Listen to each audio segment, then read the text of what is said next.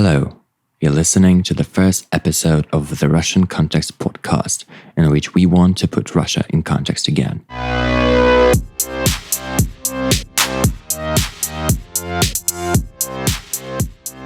This podcast is brought to you by the Novaya Gazeta, one of the few independent newspapers left in Russia. We will release new episodes a couple times a month, where we are going to speak about the most significant texts on everything important happening in Russia today. Please support independent Russian media and follow us on whatever platform you hear this. We would also appreciate your like and comment if you're listening to us on YouTube.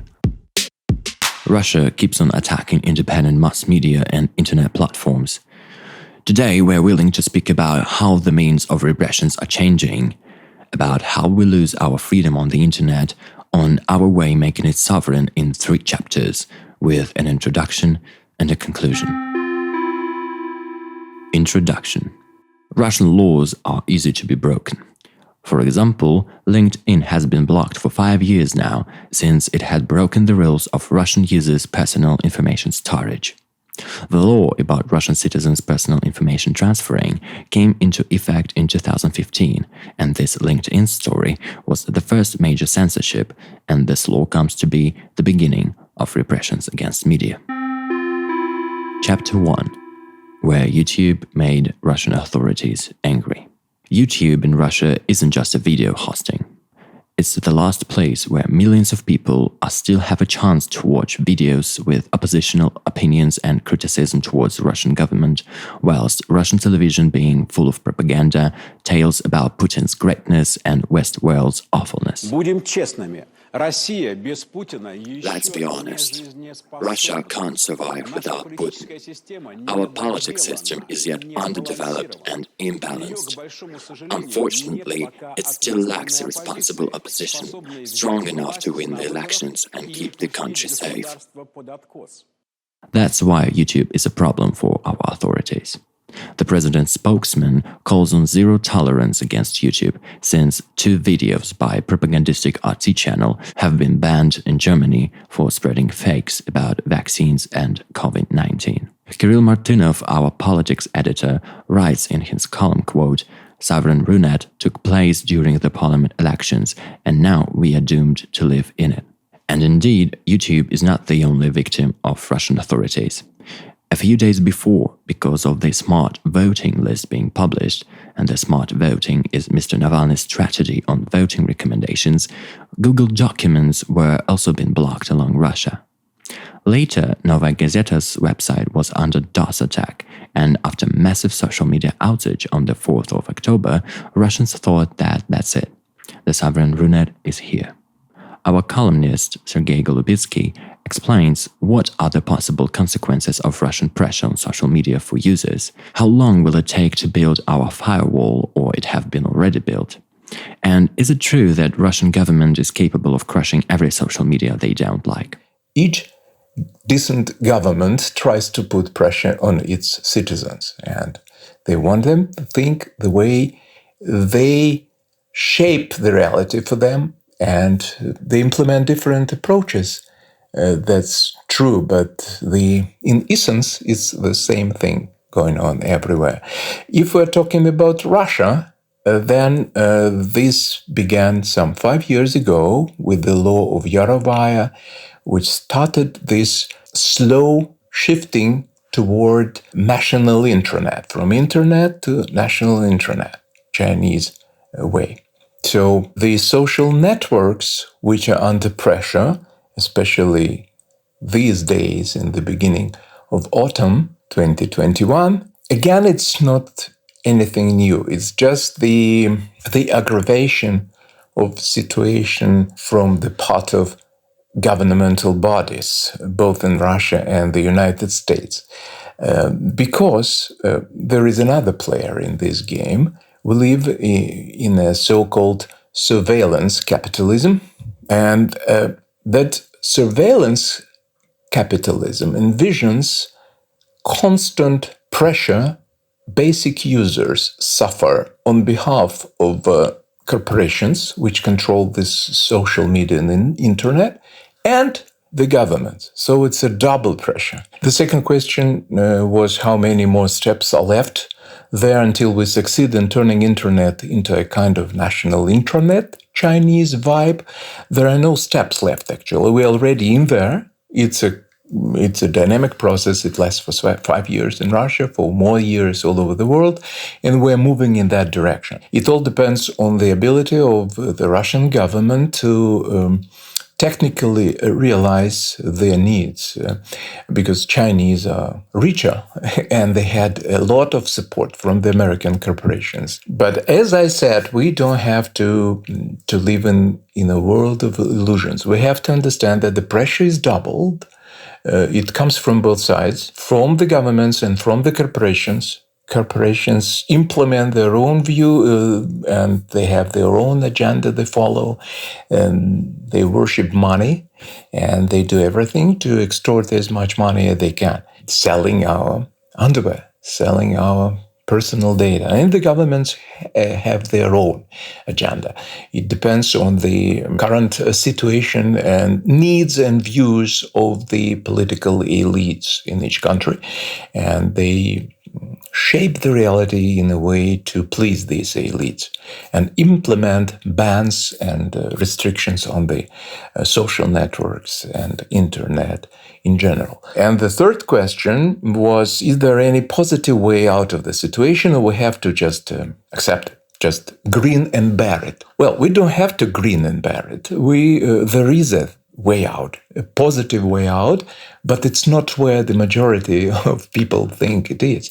It's not in the reality itself. We have to abandon this reality of the of Web version 2 with this unbearable, shameful public bargain I described earlier, and we have to shift away from it, move into another reality, and that reality exists, is out there for 5 already years, and it's called the Centralized Web, or Web 3. And it evolved into a state which is quite comparable to the quality standards we witness in our traditional Web 2 internet. That is to say, in the decentralized internet, today there are social networks, there are messengers with real P2P encryption, not a fake one like in Zoom or Telegram, but a real one. We have email clients, we have Instagram analog, we have Twitter analog. Everything is there in the decentralized web. And that's a place where no one can exercise influence, exercise bans, forbid something or ban something, or just in opposite tell you what to do, what not to do, what to watch, what not to watch.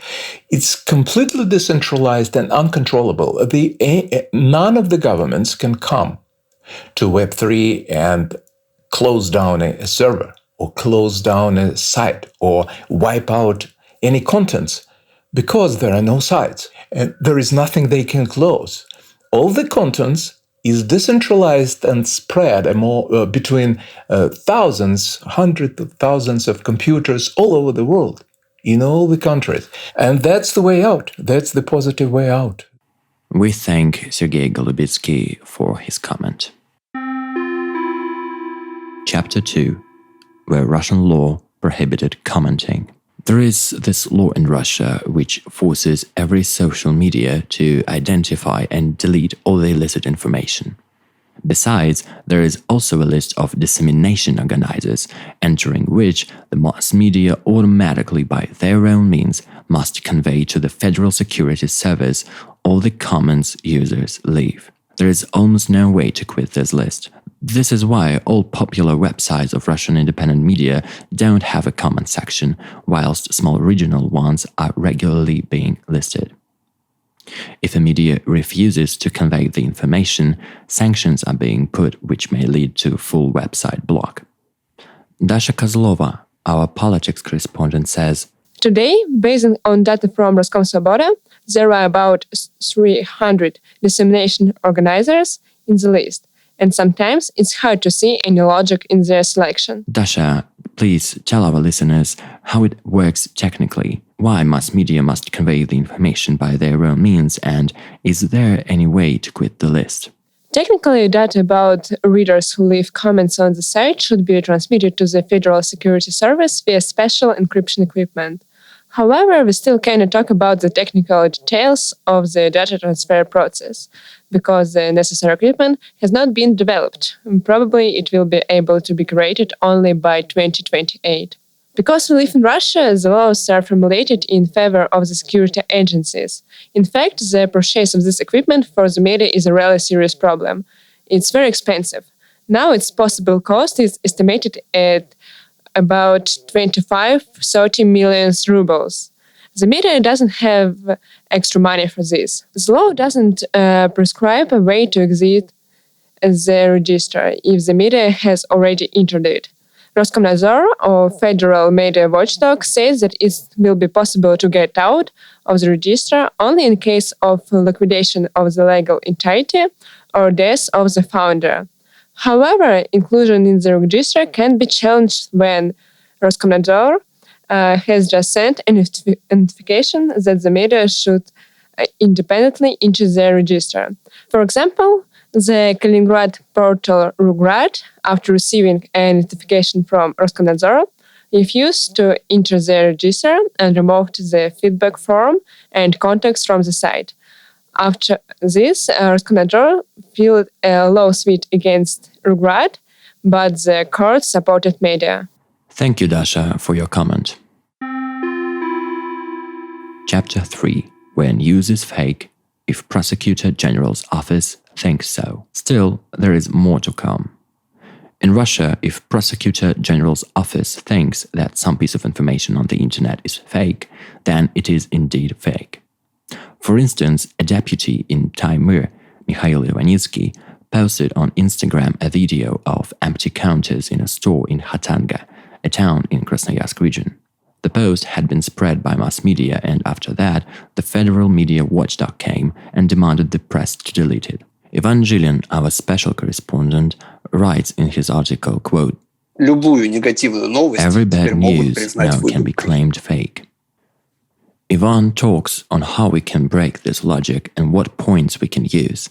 How can we agree a text with Prosecutor General's office? It is absolutely unclear what points we can use to prove that empty counters are real, because a video of them doesn't convince the prosecutor that there are indeed no goods in a store. I mean, we are in a completely desperate situation when, for instance, you show somebody a book and you say, "Look, it's a book," but then they say, "No, it's a vase," and then they make you delete from your social media profile or your website, if you're a journalist, any information saying that the book is a book, because from their point of view it's a vase, and because the prosecutor have power to claim that the book is a vase. Plus, we don't know the range of things you can call them what they are. Only recently we faced the demand to claim fake some negative piece of information. But it can go worse. For instance, some official's son can run some business.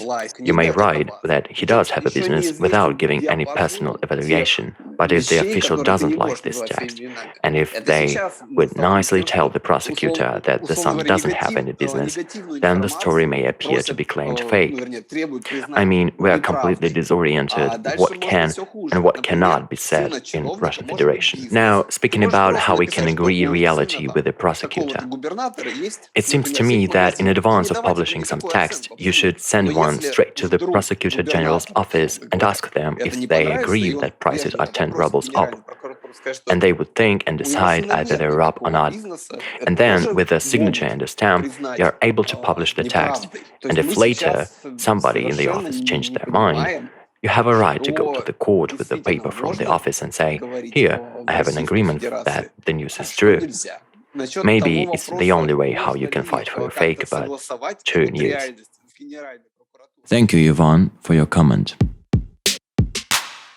Conclusion. The law about foreign engines works with just about the same logic. There is also a list which is filled with Russian independent mass media. If you think that it works just as in the USA, that's not quite true. Being listed can be a threat to your work, and the reason for this sanction may be a one foreign grant.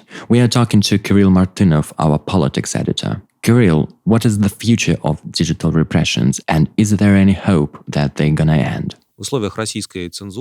As we in Russia live under censorship, YouTube at some point comes to be the main place where freedom of speech still remains.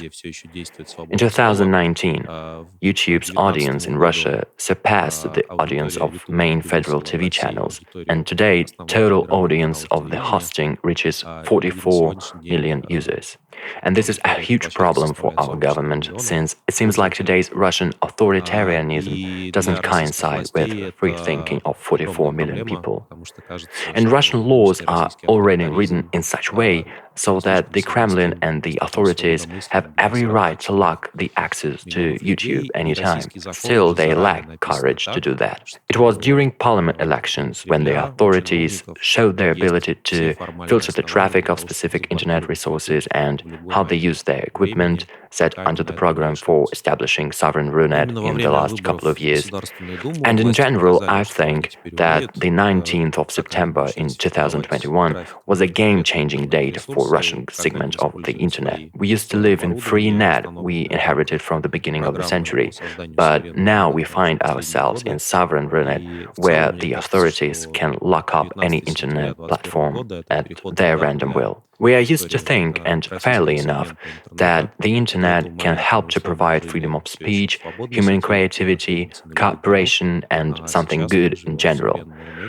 But China's and now Russia's authoritarian experience shows us that these digital tools in dictators' hands do a great job strengthening the government's power and keeping the citizens under their thumbs. And unfortunately for us, Russian power has great possibilities. There are big IT companies such as Yandex, plus digital banking with Sber as its frontman keeps growing. And the authorities persuaded people to use Gosuslugi platform, which provides a variety of city services online. And all these in total gives the government tools to spread censorship and control citizens' personal lives. These tools are comparable with ones in Soviet Union, but back then they needed a lot of people and money. Censorship becomes cheaper when it is digitalized. And the question about the reaction of Russian civil society is still open. I think we are only on the way of realizing the reality and our further actions. This fight is only about to begin. This was the Russian Context podcast. Don't forget to like and subscribe, and we would also appreciate your feedback on our email what'snew@novayagazeta.ru. My name is Denis Nikulin, and I thank my producer Nadezhda Yurova and the editor Kirill Martynov. Last weekend, we were celebrating our editor-in-chief Dmitry Muratov winning the Nobel Peace Prize.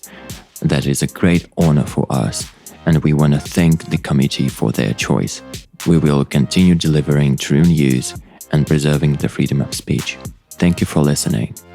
Till next time.